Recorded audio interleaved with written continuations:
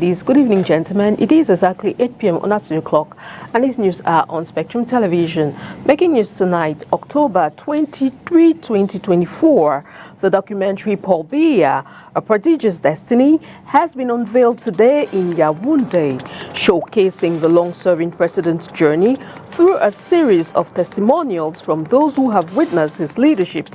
This event aims to frame Biya's 42-year reign as a narrative of resilience and achievement amid ongoing national challenges. Also in this news, Maurice Kamto, leader of the Cameroon Renaissance Movement Party, has raised alarm bells over a potential electoral coup ahead of the 2025 presidential elections.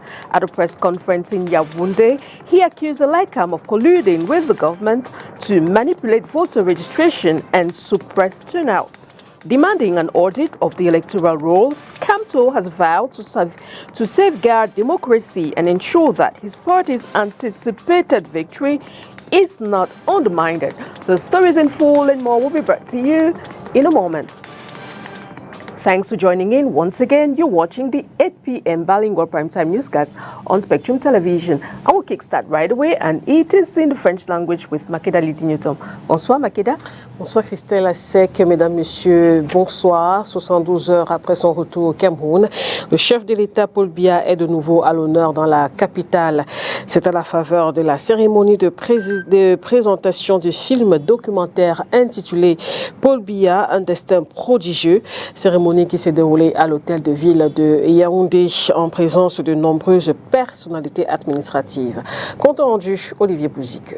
Quelques jours après son retour au pays, le chef de l'État est de nouveau en vedette dans la capitale. C'est à la faveur de cette gigantesque cérémonie de présentation du film documentaire lui rendant hommage, diffusé à l'attention du grand public ainsi que des personnalités venues nombreuses. L'œuvre porte la signature de Kati Meba, auteur de cette inspiration. Le film documentaire, à travers les images d'archives, des interviews, des témoignages poignants, mais surtout des récits venant de la bouche des enfants de la République, bien au fait de l'histoire de leur pays, nous offre une perspective unique sur les défis, les sacrifices et les moments de gloire du président Paul Biya.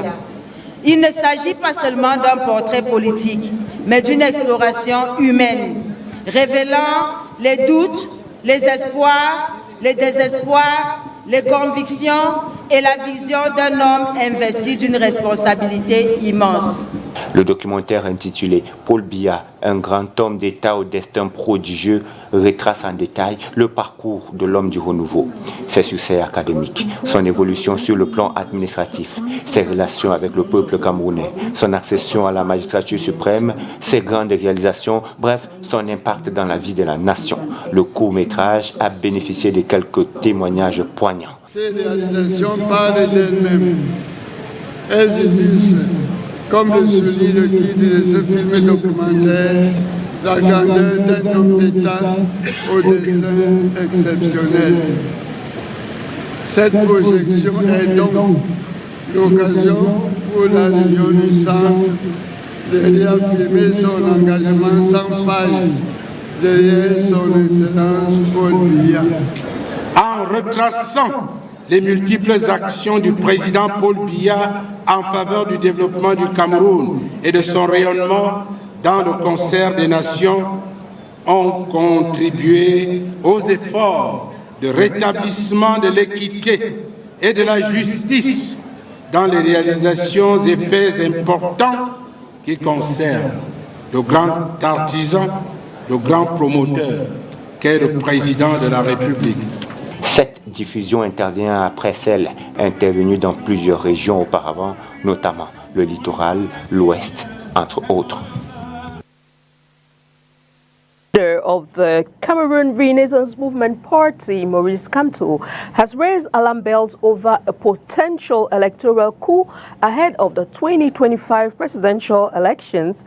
At a press conference in Yaoundé, he has accused LECAM of colluding with the government and voter registration and suppressed turnout. Demanding an audit of the electoral rolls, Kamto has vowed to safeguard democracy and ensure that his party's anticipated victory is not undermined. Onila Donet with more.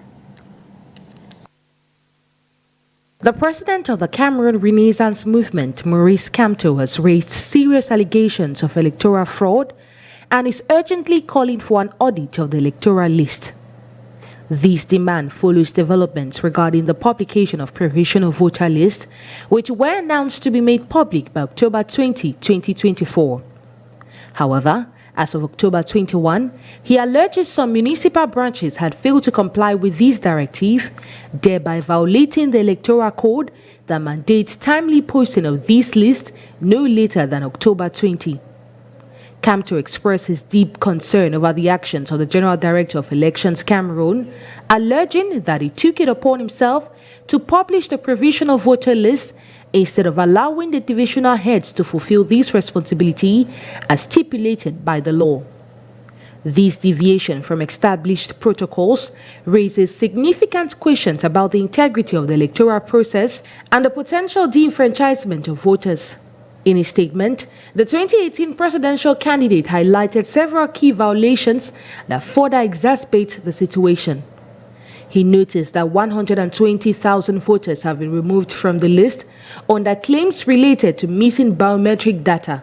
This sweeping exclusion has not been substantiated by any departmental branch, leading to suspicions that ELECAM is manipulating the voter registration process for ulterior motives.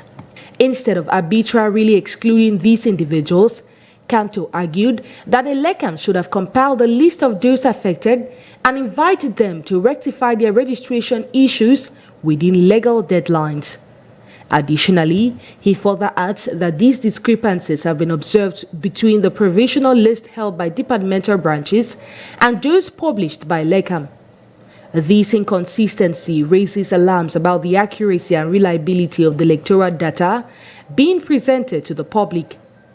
Kamto pointed out that such irregularities could undermine public confidence in the electoral system, particularly as Cameroon approaches the crucial presidential elections. It is important to note that these lists are provisional. The final voter list is set to be released in December. Et il faut le dire, Maurice Kamto n'est pas le seul opposant à avoir des choses à redire. Après la publication des listes provisoires, je vous propose d'écouter cette fois les critiques formulées par Carlos Ngoualem du Front pour le changement du Cameroun FCC de Jean-Michel Nintieu. Il s'exprime au micro de Léla Nganzeu et de Julie Pont. Une fois de plus, le directeur général des élections n'a pas respecté la loi. Il a fait publier les listes des électeurs dans les antennes communales d'Elections Cameroun, contrairement à ce qui est prévu par la loi, qui veut qu'il y ait une publication de la liste nationale des électeurs. Je crois que cette question a fait l'objet d'un contentieux qui est encore en cours devant les tribunaux, avec les plaintes qui ont été déposées par Abdourahmane et par l'honorable Jean-Michel Nintieu pour exiger la publication de ces listes. On était en 2023. Aujourd'hui, en 2024, on est pratiquement dans la même situation de violation de la loi par le directeur général des élections. Je crois qu'à la fin, les Camerounais doivent se rendre compte que l'ELECAM n'est pas en capacité de respecter la loi, que l'ELECAM n'est pas en capacité d'organiser des élections libres et transparentes au Cameroun. Je crois, pour ma part, que les Camerounais doivent aspirer à obtenir une commission électorale indépendante paritaire qui ferait en sorte que tous les partis politiques et la société civile soient au conseil électoral pour prendre des décisions qui soient des décisions consensuelles, qui soient des décisions qui sont acceptées par tous les acteurs, pour que les élections qui sont organisées soient des élections dont le résultat est accepté par tous les candidats et que les vaincus félicitent le vainqueur. Pour l'instant, ce n'est pas encore le cas. Parlons d'autre chose. À présent, lutte contre la corruption, la CONAC vient de lancer une vaste campagne de sensibilisation au sein des campus universitaires. Objectif avoué, éduquer les étudiants sur les risques et les conséquences de l'usage de faux diplômes dans leur parcours académique. Comment se déroule cette campagne? Élément de réponse avec vous, Olivier Buzique. Le trafic des diplômes est un phénomène récurrent dans les universités camerounaises. Il faut dire non à la corruption et dénoncer ceux qui pratiquent la corruption. Et avec des faux diplômes, il y en a qui occupent des places qu'ils ne méritent même pas. Et beaucoup se plaignent du chômage et tout et tout. L'ANAC, tout comme les faux diplômes, sont des combats que nous allons continuer déjà aux côtés du Club Intégrité. L'association étudiante de la faculté des arts et des sciences humaines continuera encore à relayer le même message que nous avons suivi aujourd'hui. Les conséquences pour les coupables sont énormes. L'impact que ça peut avoir, c'est que on peut, plus tard, comme on a vu dans le sketch tout à l'heure, il peut mériter la prison, il peut mériter les licenciements, puisque dès le départ, il ne mérite pas son diplôme. Et il ne prône pas les valeurs morales en fait. J'ai retenu que la corruption décrue à court et à long terme. C'est le message que la Commission nationale anticorruption a tenu à transmettre aux étudiants de l'Université de Yaoundé 1 à travers cette campagne de sensibilisation lancée par le révérend docteur Dieudonné Massigams au sein du campus universitaire. Même quand il y aura quelqu'un devant eux, ils vont demander la monnaie. L'argent, pour eux, c'est tout. Donc il faut les démasquer, il faut dénoncer. Parce que vous êtes à l'école, vous connaissez les gens qui ont fréquenté.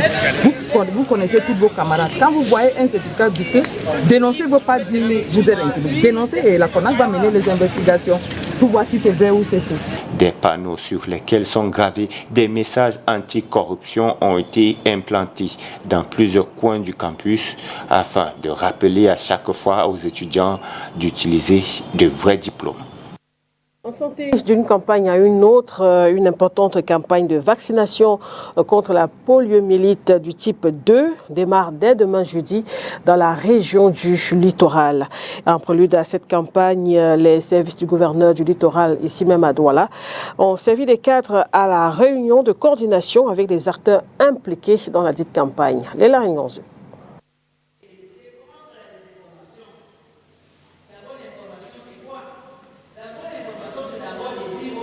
Alors que les campagnes de vaccination contre la poliomyélite se succèdent sur l'étendue du triangle national, force est de constater que certains parents restent réticents. Ce matin, à la salle polyvalente des services du gouverneur de la région du littoral, les membres de la plateforme de lutte contre cette maladie dans la région ont pris l'engagement de faire du premier tour de la campagne de vaccination de riposte contre la poliomyélite à variant 2 une réussite. Nous sommes sereins et nous croyons que cette campagne aura une réussite. Pourquoi? Parce que la poliomyélite, c'est une maladie que nous connaissons déjà. Et s'il y a un vaccin qui a été très efficace, effectivement, c'est celui de la poliomyélite. Nous avons eu un témoignage lors de cette réunion des plaidoyers d'un parent qui disait, n'est-ce pas, qui nous a fait constater qu'à un certain moment de la vie, nous avions beaucoup d'handicapés et que ces handicapés avaient juste été victimes de cette maladie qu'on appelle la poliomyélite.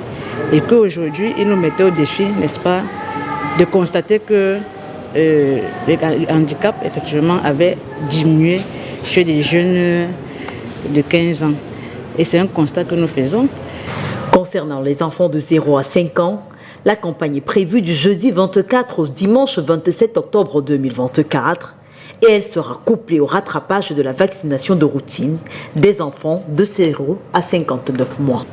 Donc, nous croyons que si toutes nos équipes descendent sur le terrain, si toutes nos équipes, n'est-ce pas, mènent effectivement des réunions avec des échanges avec les populations et toutes les parties prenantes, les familles, les encadreurs dans les écoles et même dans les églises, parce qu'effectivement, nous avons aussi constaté que dans les églises, nous avons une réticence assez forte.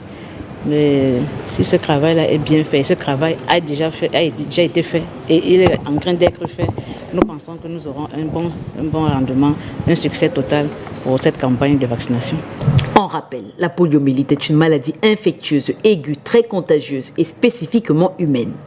Son virus, le poliovirus, se retrouve dans les matières fécales des personnes contaminées et dans l'eau contaminée par les matières fécales infectées.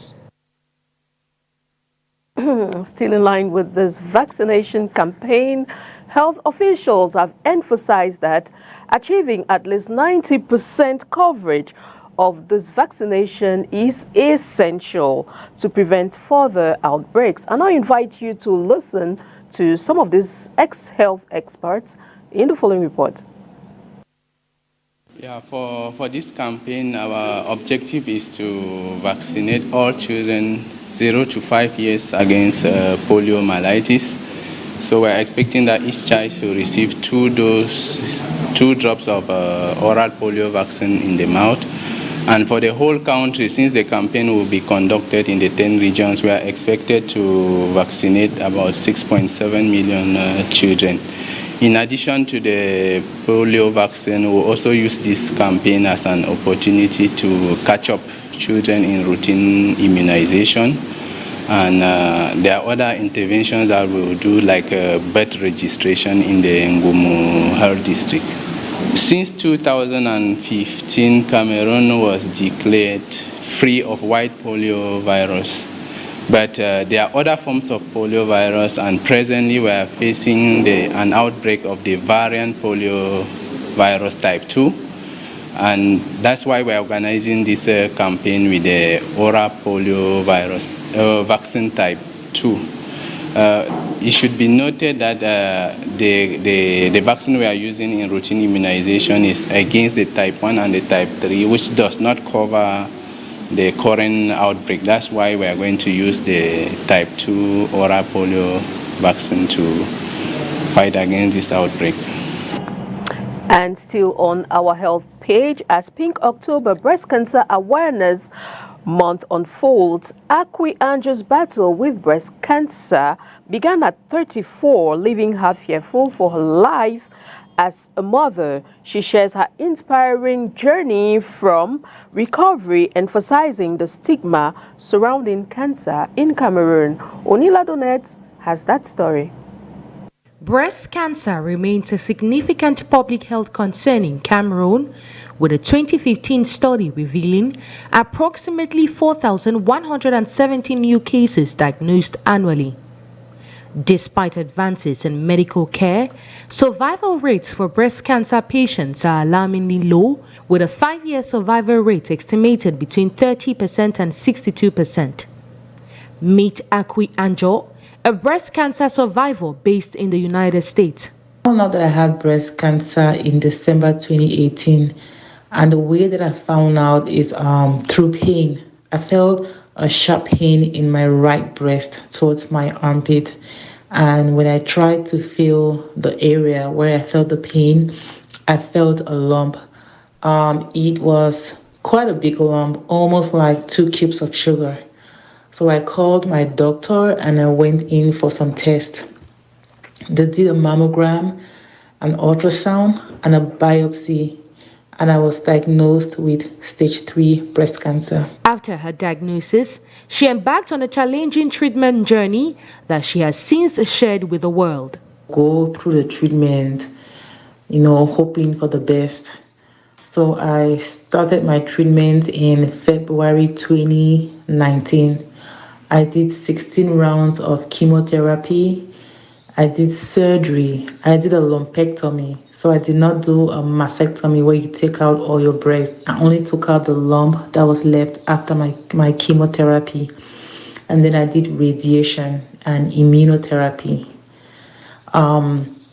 When I started my treatment, I decided to share my story on social media. And the reason why I decided to do that was just to encourage anyone that was going through cancer or any difficult situation to know that no matter what you're going through, you have to fight, because I felt like I was going through my treatment the right way. Akwi highlights the numerous challenges faced in treating breast cancer in Cameroon, which contributes to the high mortality rate. They had to travel to Douala because there's no radiation machine in the Northwest. They had to travel to Douala and wait on a long line to be able to do that radiation. There were no PET scans. There's no PET scan in Cameroon. There's just, I think, 1 CT scan. So most of the women didn't even know if they had stage 4 or stage 3 breast cancer. They just knew that they had been diagnosed with cancer and they had to cut their breast off. Today, she not only shares her story through her foundation, Dare to Live with Anjo, but also champions an awareness campaign every October to advocate for this important cause. Over to Kenya, where impeached Deputy President Rigathi Gachagua has raised concerns for his safety after his security detail was withdrawn, warning that President William Ruto will be held accountable if anything happened to him. Our VOA partners have the story. Flanked by his wife and children outside a Nairobi hostel where he had been treated, impeached Kenyan Deputy President Rigathi Gachagua on Sunday spoke about no longer having a security protection team. I want the people of Kenya to know that as I go home today, I have no security. And it's good that they know. And if anything happens to me or my family, President William Ruto must be held to account. A Kenya police spokesperson told VOA that Gachagua's allegations are being investigated and that he's been invited to submit a statement to investigators about his claims. While speaking to reporters, Gachagua also blamed President William Ruto for his removal from office. I am shocked by how vicious a man I helped to be president, a man that I believed in, a man that was persecuted when supporting him, could be so vicious against me. President Ruto has remained mum on the impeachment of his deputy. Gachagua was impeached on Thursday, October 17, when the Senate upheld 5 out of 11 charges passed by the National Assembly, including gross violation of the Constitution and stirring ethnic hatred. A conservatory order obtained by Gachagua, however, stopped the implementation of the Senate resolution until October 24. Constitutional lawyer Charles Kanjama says Gachagua, therefore, remains the deputy president by virtue of the court order. My conclusion is that because the conservatory order has stopped all those things, it has effectively reinstated Rigathi Gachagua as deputy president. Under Kenya's 2010 constitution, the deputy president is elected with the president to serve a period of 5 years. The deputy president can be impeached for such things as a serious breach of the constitution, the commission of an offense under international or local law, and gross misconduct. It's not the first time that Kenyan courts are being involved in arbitrating impeachment cases. In 2020, a court of appeal reinstated then Embu Governor Martin Wambora after he was impeached by the Senate. 2 months ago, the High Court invalidated the impeachment of Meru Governor Kawira Mwangaza. In 2017, the Supreme Court nullified the presidential election results and ordered a fresh vote. Joma Majanga, VOA News, Nairobi, Kenya.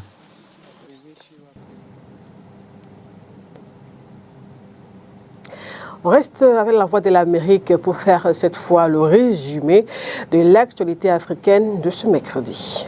Les progrès en matière de gouvernance en Afrique se sont arrêtés sous l'effet de la dégradation sécuritaire et du paysage démocratique dans de nombreux pays du continent, selon un rapport de la Fondation Mo Ibrahim publié mercredi. Le rapport examine entre autres les services publics, la justice, la corruption et la sécurité. En Afrique du Sud, l'Alliance démocratique, ancien parti d'opposition devenu le principal partenaire de l'ANC au sein d'un gouvernement de coalition, dit ne pas considérer la Russie ou Vladimir Poutine comme un allié. Le président Cyril Ramaphosa a qualifié la Russie d'allié cher et d'amis précieux mardi lors du sommet des BRICS à Kazan.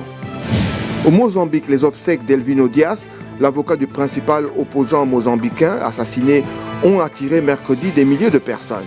Ce cortège funèbre précède 2 journées de mobilisation jeudi et vendredi. Le bilan de l'explosion mardi d'un camion-citerne après une perte de contrôle sur une voie rapide près de la capitale ougandaise Kampala s'établit désormais à 13 morts après le décès de 2 personnes gravement blessées, a annoncé mercredi la police. Et puis en sport, tennis, la 5e édition du tournoi ITF J30 Douala se déroule actuellement sur les cours du complexe sportif de Ebok Tennis Academy à Kakesouza, près de la ville de Douala. Cette compétition qui se déroule du 21 octobre au 2 novembre prochain regroupe de nombreux jeunes athlètes venus des différents continents. Reportage.